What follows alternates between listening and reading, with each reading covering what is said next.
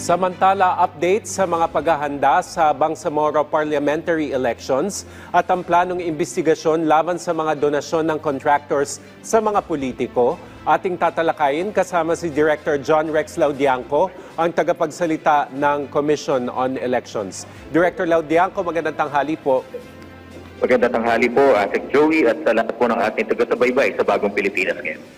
Opo. Sir, una po sa lahat in terms of percentage siguro, kamusta na po yung mga paghahanda ng COMELEC para sa nalalapit na BARM parliamentary elections sa Oktubre?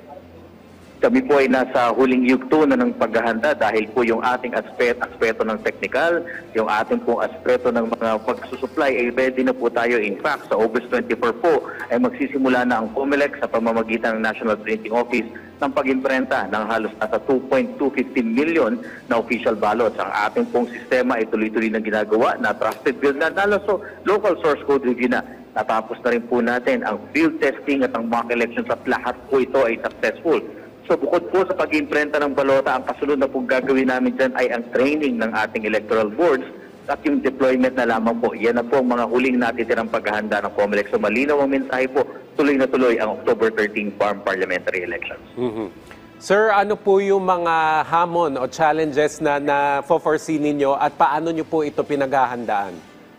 Una po sa lahat, yung bilang ng tao sa ating mga presinto, ang nais po kasi namin hindi lamang makaboto, kundi magandang voting experience. Kaya inaaral na rin po namin ang iba pang paghahanda para nang sa gayon mas madali at mas maayos ang karanasan ng ating kababayan. Siyempre po ang aspeto ng seguridad, na siya naman number one na dahilan kung bakit naipasa ang Republic Act 12123. Ang katuwang po natin dito ang law enforcement and security agencies ng ating pamahalaan. At sa ngayon po, kinakitaan naman namin ang kagandahan ng peace and order situation. In fact, binabalak na po ng COMELEC na i-lift na ang COMELEC control sa Dato Odin Sinsuat at Tabuluan dahil wala na po yung dahilan. Ikatlo po ay yung pagtungkol sa ating deployment dahil po merong po ang Oktubre panahon ng ulanan, isang bagay po yan na pinaghahandaan din ng COMELEC. Yung pong aspeto ng technical, sure na po tayo dyan. At yung pinakahuling paghahandaan po natin ay yung ating pong power supply. Kasi po mayroong mga lugar talaga na lalong-lalo na sa tag-ulan ay nagkakaroon ng brownout. So sa pakikipag-ugnayan sa Department of Energy at paghahanda sa pamamagitan ng generator sets, mga baterya at mga power stations, nakakasiguro naman po kami na handa tayo. Sir, may mga election watchdog na may concern po doon sa none of the above or nota option sa balota na kung makakuha ng majority ng boto ang none of the above, ano po yung magiging implikasyon nito? Sinasabi nila pwede daw magkaroon ng failure of elections. Hindi naman po failure of election. Ang failure of election po kasi tinatawag ay hindi nakapagkaroon ng halalan. Kapag nakapagpatuloy po tayo sa halalan, manalo man po yung tinatawag natin na nota dahil maaring manalo dahil binubotohan po sila. Hindi man tahasang kandidato pero makakakuha ng boto. Yan po ay isang bagay na COMELEC po ang naunang nag-raise po niya. Bago pa po nag-raise yung ating mga stakeholders, nauna na pong COMELEC na pinagbigay alam dun sa stakeholders, doon sa ating Bangsamoro Transition Authority na mayroong problema.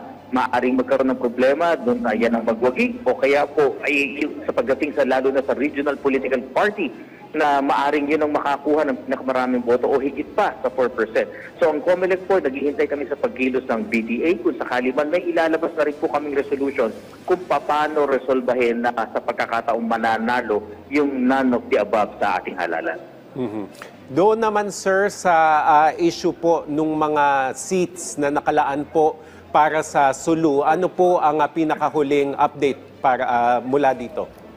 Ikinalulungkot po namin hanggang ngayon wala pa pong naipapasa na batas tungkol sa redistribution nito. Pero wala po kaming kinakakitang challenge dito dahil naipaliwanag nga po namin ang lahat ng lalawigan mula sa Lanao del Sur, Maguindanao del Norte, Maguindanao del Sur, ng ating basilan, ng ating Tawi-Tawi special geographic area ay well represented, proportionately represented na dun sa natitirang 25. Sabi nga po namin kung ma-distribute ng 7, parang bonus na lamang po ito, karagdagang representation. Walang maiiwan sa representasyon sa BARM. Pero ang sabi nga po namin, kung hindi na po kami makapaghihintay pa beyond July 30, dahil katumbas po nito, baka mabalam ang aming paghahanda at hindi pa matuloy October 13. So kesa po ma-imperil yung ating October 13 BARM parliamentary elections, tuloy na po ang halalan dun sa 25 na district representatives at 4 na po na regional political party representatives po.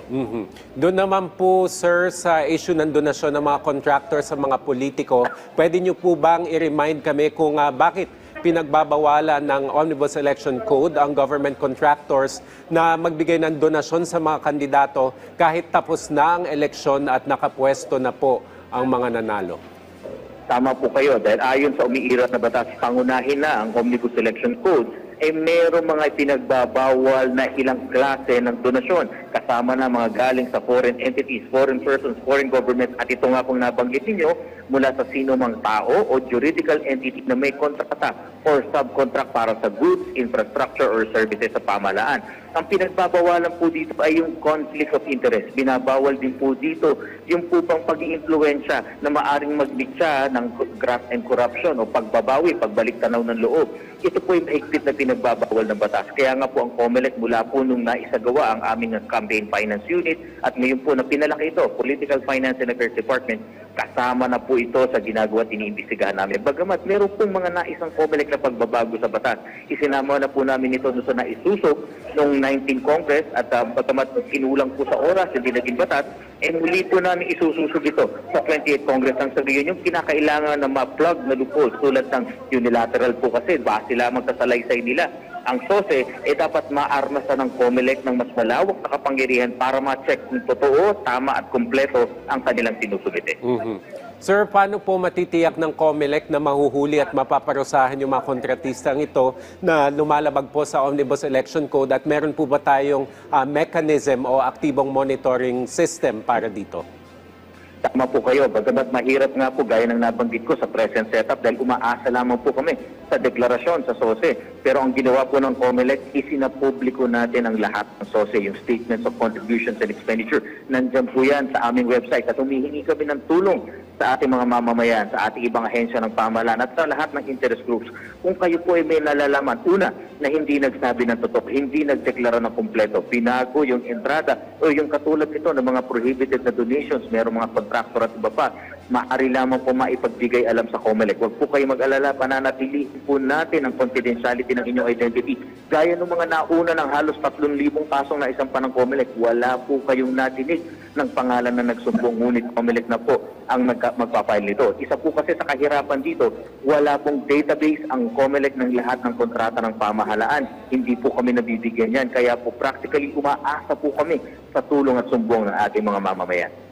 Sakali, sir, na may mapatunayan po, ano po yung magiging liability nung donor at yun naman pong tumatanggap?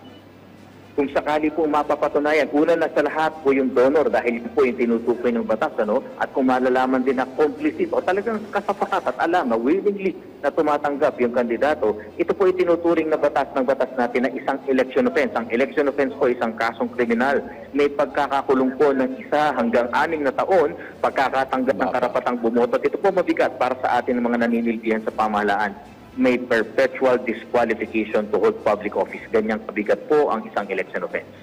Sa kasaysayan po ba ng mga halalan sa bansa, meron na po bang mga napatunayang na ganitong kaso at meron na po bang naparusahan? Sa ngayon po, ito yung bago sa unang pagkakataon po namin kung sakali man na may magpaparating sa amin ng impormasyon dito. Ngunit yung ibang paglabag tulad ng paglampas dun sa tinatawag po ng mga expenditure limit, hindi pagdedeklara, hindi pagsasabi ng totoo, paglilihim, mahalos mahigit 3,000 kaso na po ang naisampan ng COMELEC sa iba't ibang bahagi ng ating mga regional trial courts. Alam niyo po kasi kasong kriminal ito kaya kailangan po sa korte namin po yung maisampa dahil may parusa po ng pagkakakulong at pagkakatanggal ng karapatang bumoto. Sir, sakali naman po na ang contractor ay nagbigay ng donasyon bago makakuha ng government contract obviously sa gobyerno at kalaunan pa siya nanalo ng bidding. So, sakop pa rin po ba ito ng paglabag? Bagamat ayaw ko po magsalita ng tapos dyan dahil inaasahan po namin ang pagsasampa ng kaso mismo sa COMELEC na kami po ang magdedesisyon. Hindi po naman porkit sa ganyang sitwasyon kagad ay matatapos ang investigasyon dahil maari po meron ding itong paglabag. Tandaan po natin, meron po mga pinagbaba.